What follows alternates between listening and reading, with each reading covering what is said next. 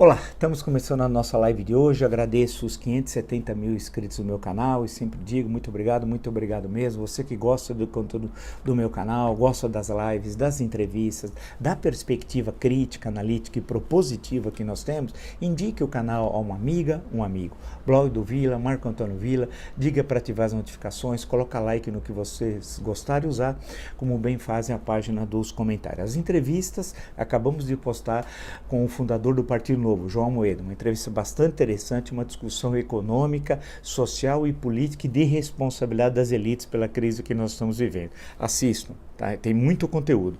E há mais de 100 entrevistas que nós temos no canal, um canal, como vocês sabem, bastante plural e que dá sempre no campo democrático, né? E que fornece, portanto, condições para uma reflexão mais apurada sobre o difícil momento que nós estamos vivendo. No Twitter, vocês podem me seguir pelo Vila Marco Vila, no Instagram pelo @Marco Antônio Vila Oficial e no caso dos cursos na plataforma www.cursosdovila.com.br. Lá vocês encontrarão todos os cursos que nós estamos oferecendo, ou seja, História Política das Constituições Brasileiras, História da Ditadura Militar no Brasil, o terceiro curso, o que é fascismo. Basta acessar www.cursosdovila.com.br e lá vocês encontram todas as informações. Bem, estava passando por todo o noticiário, né, do dia, realmente o noticiário deixa a gente muito preocupado e, infelizmente, tudo que nós dissemos há meses atrás está ocorrendo nesse início de 2021. Portanto, para quem acompanha o canal, essa situação dramática que nós estamos vivendo não é novidade. Já tinha sido apontada a questão sanitária, econômica, política e social. E está tudo justamente ocorrendo, infelizmente. A situação do setor de serviços, que é a maior parte do PIB nacional, estadual e municipal, é terrível, né? Agora nós teremos fechamentos, eu sei que isso vai trazer um enorme dano aos micros, pequenos empreendedores e aos médios empreendedores. Teremos situação grave também no campo do emprego, né? Mas a questão é como combinar, e esse é o desafio inicial, eu gosto de discutir essa questão com vocês, que é como combinar as medidas sanitárias que são mais que necessárias, tendo em vista que o Jair Bolsonaro, o criminoso, não tomou essas medidas lá atrás, em abril, maio, junho, né? E agora nós estamos vivendo essa situação gravíssima, terrível. A cada 6 minutos no estado de São Paulo morre um paciente de Covid-19, né? Um infectado de Covid-19. A situação é terrível, mas como combinar as duas coisas? Como adotar as medidas, muitas vezes radicais, que são necessárias sanitárias, mas ao mesmo tempo manter o setor de serviços com viabilidade econômica, ou seja, eles vão precisar fechar em vários momentos, mas precisa ter uma ajuda econômica. Isso é essencial, e eu tenho falado isso no decorrer de 2020 inteiro, e não houve nenhum tipo de efetiva ajuda. As entidades de classe dos micro, pequenos e médios empreendedores pouco fizeram ou nada fizeram, e a situação agora é dramática. Portanto, é necessário buscar uma conciliação entre as medidas sanitárias mais que indispensáveis e a questão da sobrevivência desse setor importantíssimo para a economia brasileira, que gera emprego, gera renda, gera impostos e pagam muitos impostos e são fundamentais e são milhares e milhares, dezenas de milhares de empreendedores e suas famílias. Temos de discutir essa questão. As entidades de classe são fundamentais. A pergunta é aonde elas estão? Vamos lá. A situação, portanto, é muito preocupante. Eu digo, até como título hoje, que o impeachment do Bolsonaro vai gerar a estabilidade que o Brasil precisa. O Brasil precisa de estabilidade e o Bolsonaro é a instabilidade, né? A incompetência, a falta de decoro, né? Uma visão absolutamente equivocada de todas as questões centrais do Estado brasileiro e mais do que isso, e mais grave, é o nazifascista. A sua visão de mundo combina o nazismo e o fascismo. E sempre digo, e vocês são testemunhas, que ainda bem que ele não leu os teóricos do nazismo e do fascismo que poderiam possibilitar ele apertar ainda mais e destruir os sonhos e asfixiar o Brasil. Portanto, a saída desse homem cruel, né, da presidência da República é condição sine qua non para que nós possamos, com estabilidade, avançar na questão sanitária, na questão econômica, na questão política, na questão social, na questão das relações diplomáticas. Com ele, a crise vai se agravar a cada dia mais. Isso é central, por isso que estamos tendo manifestação no final de semana tratando disso, as carreatas que são fundamentais. O que se coloca, na entrevista, assisto com o João Amoedo, eu falo, cadê o ministro da Economia? Até eu dialogo com ele, né? Ele também, pergunto, onde está o ministro da Economia? O ministro Paulo Guedes sumiu, há uma enorme, não há plano econômico, há uma insegurança enorme de todo mundo, não há plano econômico, ninguém sabe o que vai acontecer amanhã, quanto mais no mês seguinte ou no decorrer do ano. Né? É um país abandonado, não tem governo, não tem política sanitária, não tem oxigênio, não tem governo. É um desastre que nós estamos vivendo. Por isso que a saída dele é condição sine qua non. Mas é difícil, vai criar tensão. Quem cria tensão e está levando o Brasil para uma situação terrível, devastadora, é justamente ele, a sua incompetência, né? O seu descaso, ele não sabe o que é ser presidente. No final do ano ele tirou 17 dias de férias, na maior crise sanitária que o Brasil vive, numa crise econômica tenebrosa. Nós fechamos uma década que a renda per capita ficou estagnada. No ano de 2020, a expectativa de vida caiu 2 anos, algo que não ocorria desde 1940, portanto, há 80 anos.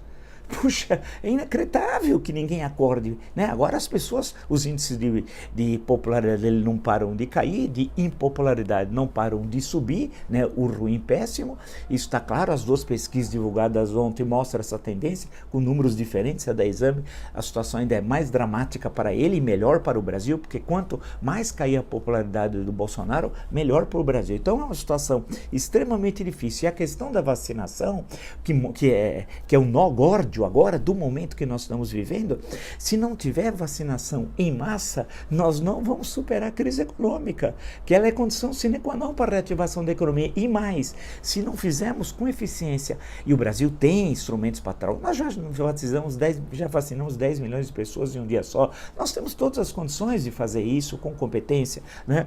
Se nós não fizermos rápido essa vacinação, vai ter mutação do vírus, e aí vai ser um Deus nos acuda, nos acuda. Então é necessário rapidez, eficiência. Para isso precisa ter vacina suficiente, ter coordenação, ter um PNI, um Plano Nacional de Imunização, e não pode ter o Pazuello no Ministério da Saúde, é evidente. Não pode ter 15 militares que não sabem fazer nada no Ministério da Saúde, e não pode ter a caterva bolsonarista, a malta criminosa que tomou o aparelho de Estado.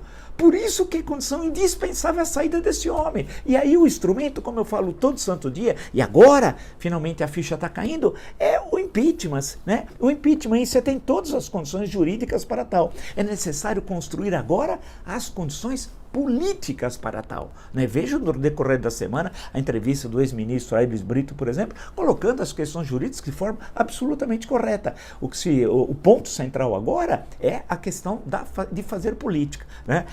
E eu vou acompanhando, independente da eleição do presidente da Câmara, porque tudo começa lá. Quem autoriza é a Câmara dos Deputados em crime de responsabilidade. Quem processa e julga é o Senado Federal, né? A desvalorização do real, estava vendo todo o noticiário econômico, né? Nós temos uma desvalorização sensível do real.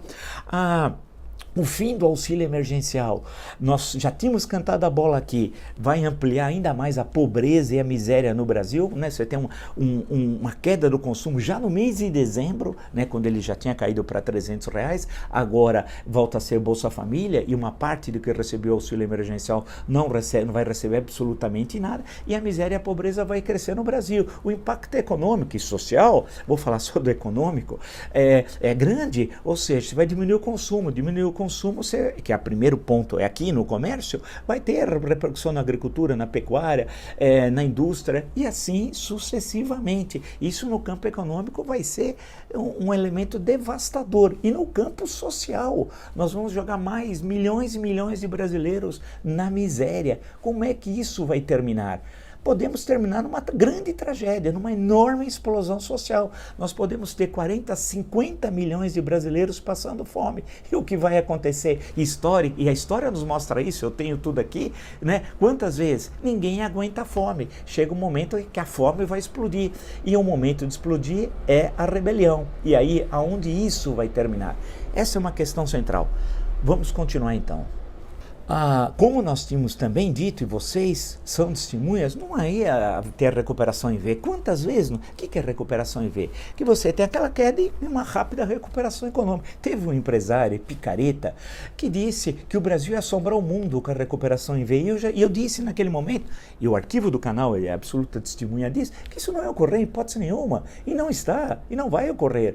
Os números apresentados hoje, eu lendo todo o noticiário, vem na imprensa internacional sobre o Brasil, no campo econômico, puxa vida, todo mundo está falando, vai ser uma tragédia 2021, né? 2020 não fechou, não sabemos ainda os dados completos. O crescimento negativo deve ter sido entre menos 4,5% a menos 5% do PIB.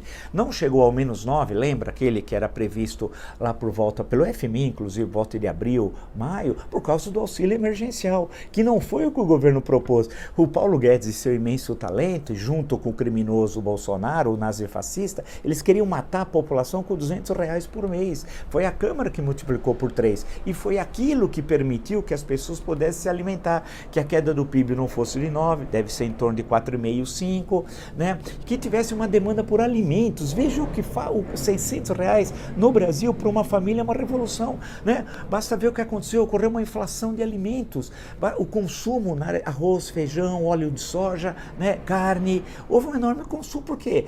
É uma demanda reprimida. O que é demanda reprimida? É fome! É fome que está ocorrendo no país. R$600 revolucionou o país. Só que agora não tem nem os 300, como foram alterados no final do ano. E como é que vai ficar tudo isso? Então, é um cenário realmente extremamente preocupante. E a recuperação seria, como eu falei, e será, né? Infelizmente em U, com um longo U aqui embaixo, até iniciar a recuperação. Mas para iniciar a recuperação é necessário um outro governo, um governo que tenha plano, que tenha base política, que dê estabilidade, né? Que tenha respeitabilidade por parte dos investidores estrangeiros, tenha presença outra vez no mundo, não seja um Estado páreo, ou seja, em outras palavras, nada do que é o governo Jair Bolsonaro. Então, eu estava justamente olhando os dados do Estadão, uma excelente matéria hoje, os investimentos diretos no Brasil, ano passado, foi de 36 bilhões de dólares, metade do que em 2019. Metade do que em 2019. E você vai dizer, a pandemia explica. Não explica no total, em total não. Não, é o medo, a instabilidade produzida pelo Bolsonaro. 36 bi, metade do que foi investido em 2019. Saiu da Bolsa brasileira em 2020, 20 bilhões de reais. Né? E o cenário é que essa crise se aprofunde ainda mais, infelizmente, né? Com os problemas graves das contas públicas, que é motivo de várias entrevistas no canal, assistam com o Felipe Salto da IFE, Instituição Fiscal Independente, e por aí vai. O cenário, portanto, é muito, mas muito, muito ruim, né? Ou seja, o janeiro sombrio, um fevereiro sombrio, um março sombrio, um trimestre terrível. E o ano, como será?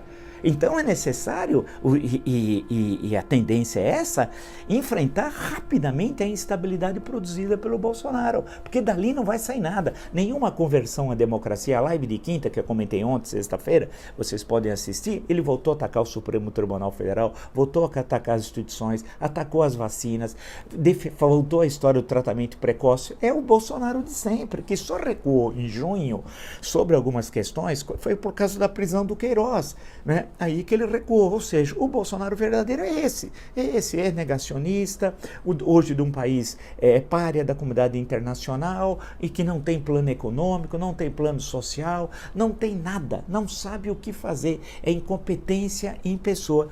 E essa situação nossa hoje é muito mais grave do que em 1992, quando o de Fernando Collor tinha um impeachment, que não foi concluído porque ele renunciou, mas isso são outros 500, e do que em 2016, quando o impeachment de Dilma Rousseff. A situação, nós não tínhamos uma variável, tínhamos problemas econômicos graves em 1992 e em 2016, como temos hoje, né? Mas temos variáveis que agravam ainda mais a situação de 2021 comparado a 2016 ou a 1992. Uma delas, e evidente, a maior é a pandemia, né? Nós não tínhamos a pandemia em 1992, nós não tínhamos a pandemia em 2016 e hoje nós temos a pandemia, né? E uma pandemia que não sabe quando vai terminar, né? Porque sequer um PNI, um Plano Nacional de Imunização, nós temos, sequer nós temos as vacinas, sequer nós temos temos um calendário nacional, não temos nada, e sequer não temos vacina, não tem seringa, não tem nada, é o caos estabelecido. Então, isso tensiona muito mais do que tensionou o Brasil em 1992, do que em 2016. Né? E, por outro lado, temos uma situação econômica extremamente difícil, né? Como tínhamos em 92, como tínhamos em 2016, agora com características especiais. Mas há um fator, tal qual a pandemia, que agrava muito essa situação, mais do que 92 e 2016, que é o nazifascismo do Bolsonaro, né? Que nós não tínhamos isso em 1992 nem em 2016. E essa cultura de criar atenção diariamente, as fake news, né? Eles são poucos numericamente, mas eles têm um exército na internet via robôs, pagos, grande parte com dinheiro público ou por empresários nazifascistas. Alguns desses aí investigados pelo Supremo Tribunal Federal. Então, esse cenário, nós não podemos transformar, nós estamos começando a terceira década do século XXI com mais uma década perdida. E não será mais uma década perdida se nós conseguirmos agir rapidamente. E esse é o desafio, a nossa ação rápida frente à terrível situação que nós estamos vivendo. E aí não tem como fugir. A questão política, ela se sobrepõe a tudo. A questão política é a questão de governabilidade, ou seja, a questão que leva a uma estabilidade política que permita o enfrentamento plural dessas crises, que não é uma crise, são várias, e que têm de ser tratadas ao mesmo tempo, porque elas se interrelacionam, como, por exemplo, a questão da pandemia e a necessidade imediata da recuperação econômica. Quer diálogo mais presente do que esse? Evidente que está aí. A questão é que o governo não consegue ter proposição para enfrentar isso. Não há governo, não é exagero. Não há política econômica, não há uma política sanitária, né? Não há uma política social. Cadê os ministérios sociais do governo Bolsonaro? Onde estão aquele Lorenzoni, um sujeito patético lá do sul do país, a Damares, que estava casando, seria a quinta esposa do cacique, não é? Ela não disse numa das lives? Que não... Onde eles estão? Onde eles estão? Que nesse momento os ministérios sociais deveriam justamente já ter um programa e há de estar agindo no país. Não estão em conexão com a saúde, em conexão com a economia. Não tem coordenação, não tem nada. E os generais que estão no Palácio do Planalto são falastrões. E por que são falastrões? Porque eles se ajoelham para um criminoso que eles sabem que é um idiota. Eles sabem porque conviveram e são da mesma época. Eles sabem que é um sujeito limitadíssimo, que saiu do exército por desonra, é um terrorista. Esse homem saiu do exército porque queria explodir o Rio de Janeiro. E esses generais são da mesma geração. O Ramos, o Braga Neto, o outro já mais velho, o Heleno, esse é de uma incapacidade que foi retirado do Haiti a pedido da ONU, que é um homem perigoso, criou caos lá terrível. Então a questão que está sendo colocada agora aqui é o seguinte, é de sobrevivência nacional, né? Assisto a entrevista, volto a lembrar do João Amoedo, que é o fundador do Partido Novo, a questão das elites. Eu estava lendo na imprensa estrangeira como as elites americanas apoiaram as loucuras do Trump em troca de benefícios de ordem fiscal, tributária, etc, etc, etc. E deu no 6 de janeiro, e deu na invasão do Capitólio. Aí muitos dessas empresas estavam retirando o time de campo, mas durante 4 anos apoiaram o criminoso Trump. Aqui no Brasil, eu faço a seguinte pergunta: de quem é a responsabilidade? Será que é somente do Bolsonaro? As elites têm responsabilidade. E quais? E como? E de que forma enfrentar e sair? Porque nós temos de encontrar uma saída nessa situação, encontrar uma luz no fim do túnel que não seja a locomotiva vindo. Qual é? Vamos lá então. O grande desafio que nós temos, o desafio aí passa pela questão analítica, para depois ter a questão propositiva, é entender que crise é essa. Eu acho que aí não é uma crise como outras da história brasileira. Essa é uma crise muito mais profunda e que tem características inexistentes em 1930, em 1945, em 1964, ou quando da redemocratização, ou em 1992, ou em 2015 e 2016. Essa tem características especiais e que é necessário compreender. De um lado, você tem na presidência da República alguém, nós nunca tivemos, desde o Deodoro da Fonseca até hoje, alguém que conspira sistematicamente contra as instituições. E mais, não é só uma conspiração no estilo do velho caudilismo latino-americano.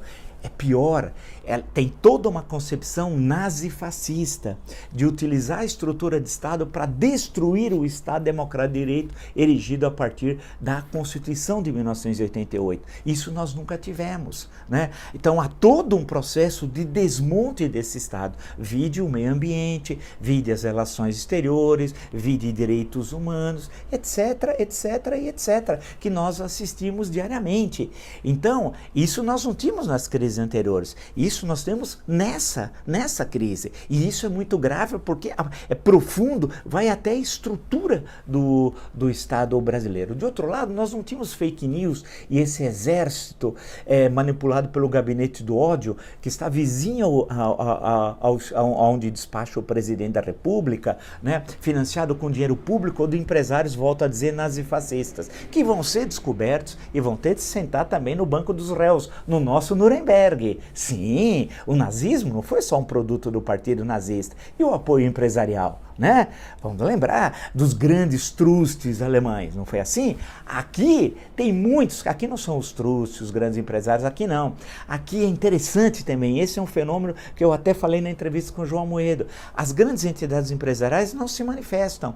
E você não pode dizer que os grandes setores da economia brasileira estão vinculados intimamente e ideologicamente a esse governo. Também não é verdadeiro. O que você teve é a presença de empresários lá de baixo, lá do andar de baixo, tentando vocalizar um discurso como se representasse a classe empresarial brasileira, o que também não é verdade. Esses que estão lá embaixo são os rastaqueras, aqueles lá da peça, da opereta do Offenbach, A Vida Parisiense, que eu já citei várias vezes. Ou seja, se vocês pegarem aquela peça, eu passei pelo Barão do Rio Branco, a biografia do Barão, essa última, o Barão do Rio Branco, essa outra chama-se Juca Paranhos, e a história é feita por um belíssimo pesquisador do Itamaraty, hoje ele é embaixador, salvo engano, na Nicarágua, né?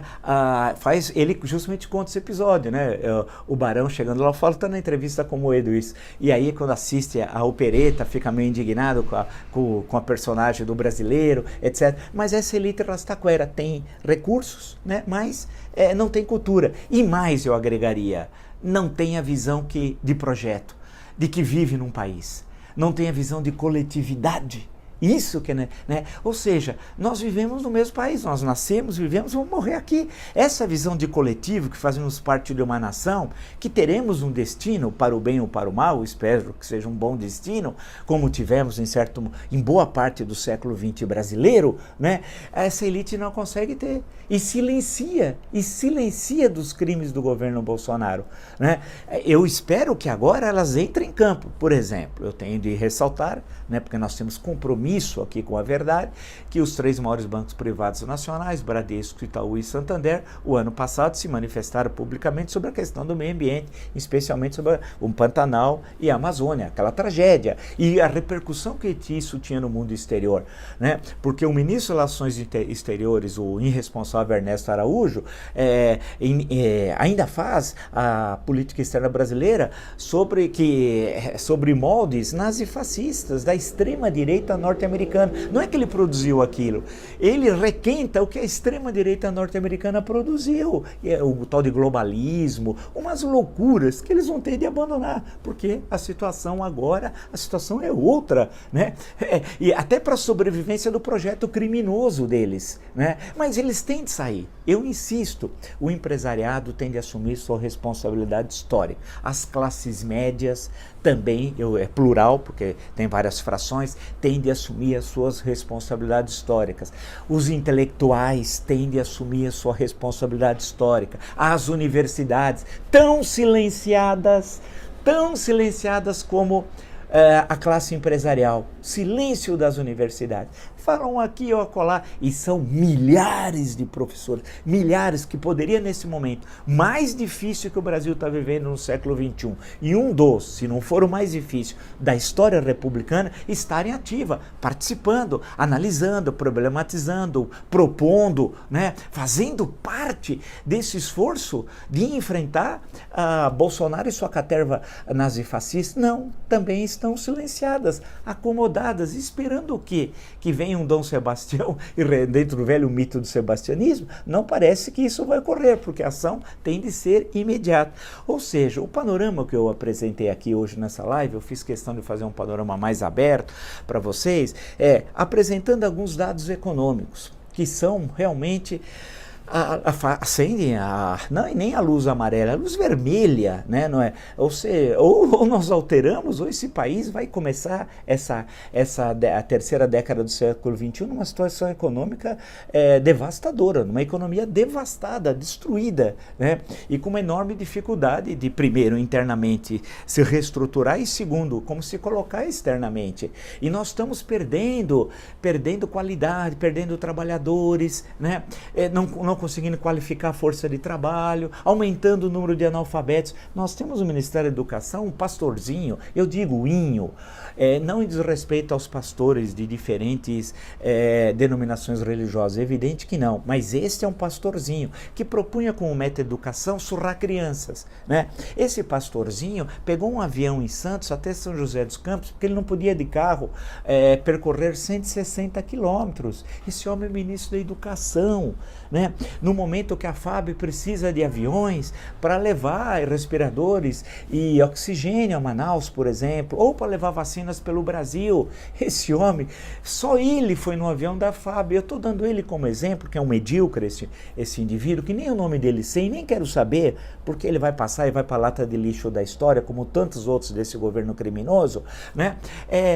Outros que usam os aviões da FAB também da mesma forma. Tudo isso nós vamos ter de apurar lá na frente. Mas agora é um momento de unidade, é apontar a questão central. Precisamos de estabilidade política. Não a temos e não a teremos com Bolsonaro na presidência da República. E o Brasil precisa disso. Qual é o caminho? É o que determina a Constituição, é o impeachment. Vá à rua, proteste, vá nas carreatas, entre nos grupos do WhatsApp, esclareçam aqueles que ainda estão com o nazifascismo bolsonarista, que boa parte deles são ingênuos, né? Estão apoiando sem ter as informações adequadas, porque agora é a hora de derrubar esse governo. E o nosso instrumento dos democratas, dos republicanos é um só, a Constituição.